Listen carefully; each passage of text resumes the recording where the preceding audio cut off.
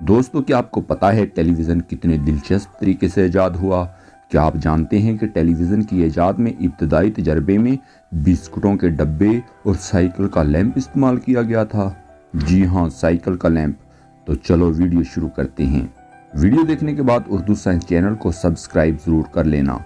19वीं सदी में टेलीफोन और रेडियो की ईजाद ने ज़राए अबलाग को एक नया रंग दिया, जिसकी वजह से एक मकाम से दूसरे मकाम तक आवाज़ को पहुंचाना मुमकिन हो गया।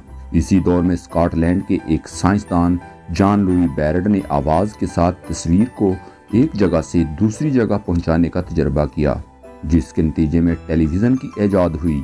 ये दास्तान कुछ इस तरह से है कि एक दिन वो समंदर के किनारे टहल रहा था कि उसके कानों में गाने की आवाज़ आई। इसने हैरान होकर इधर उधर देखा तो पता चला कि एक होटल में रेडियो बज रहा है।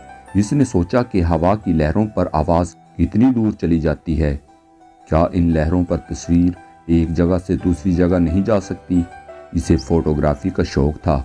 वो कई मरतबा तस्वीरों और बिजली की तारों पर तजर्बा कर चुका था। इसने इरादा कर लिया कि वो हवा की लहरों पर तस्वीर भेज कर रहेगा। इसने उसी दिन एक संदूक, कपड़े सीने की चंद सुइयां, बिस्कुटों का एक डब्बा, साइकिल के लैंप का शीशा, कुछ बैटरियां और बिजली के तार और बहुत सा मोम इकट्ठा किया। इसके बाद बिजली से चलने वाली एक पुरानी मोटर खरीदी और इस सामान को लेकर एक कमरे में बंद हो गया। एक अरसे तक वो दिन रात इसी कमरे में तजर्बे करता रहा।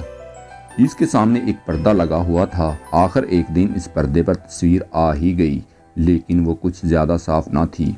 इस पर बैरड ने ज़्यादा तेज़ रोशनी इस्तेमाल करने का सोचा। इसने 1000 बैटरियां एक साथ रख दी और कई दिनों की मेहनत के बाद आखिर पर्दे पर साफ तस्वीर लाने में कामयाब हो ही गया।